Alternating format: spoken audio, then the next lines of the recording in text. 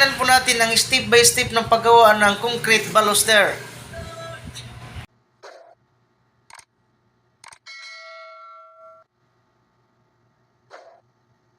Ito na po mga kalods ang paggawa ng step by step na baluster. Depende po yan kung anong forma nyo. Sa karton po yan ipupurma at saka ilatag dyan sa flat sheet na bakal at kukurtihan. Yan na po, makikita natin ang ginagawa ng ating kapatid. Ang ganda yan mga kalods. Tingnan natin ang paggawa.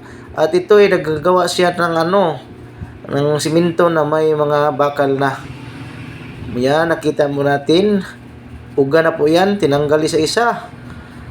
Makita natin step by step na paggawa nito.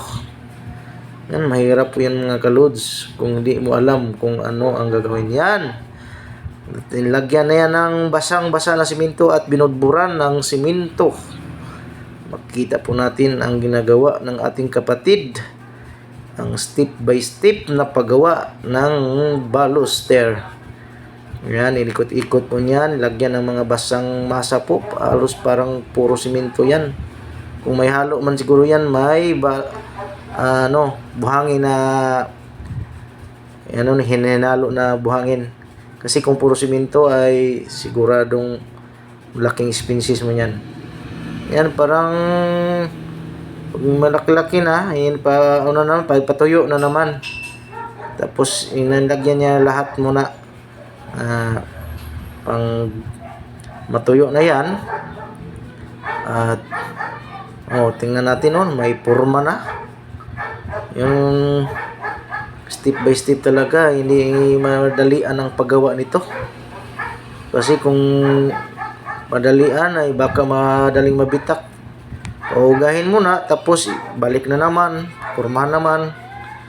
Tapos ibubudburan talaga ng uga na simento para madaling maugas siya. Ang ganda talaga mga kalods. Kulang pa yon. Tapos yan, parang tatlong balik panglas yung finish. Kita mo talaga yung hindi madali ang paggawa nito. Pero ang ganda talaga sa forma mga kalods. Yan, kailangan mo talaga nito ang pasensya sa paggawa ng ganitong baluster. At hindi po easy lang ang paggawa nito mga kalods.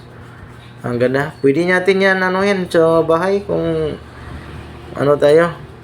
Walang mga ibang ginagawa. Kung gustong matutong nito, ito po ang video ang pinakamaganda na kasi step by step po ang paggawa nito. Yan.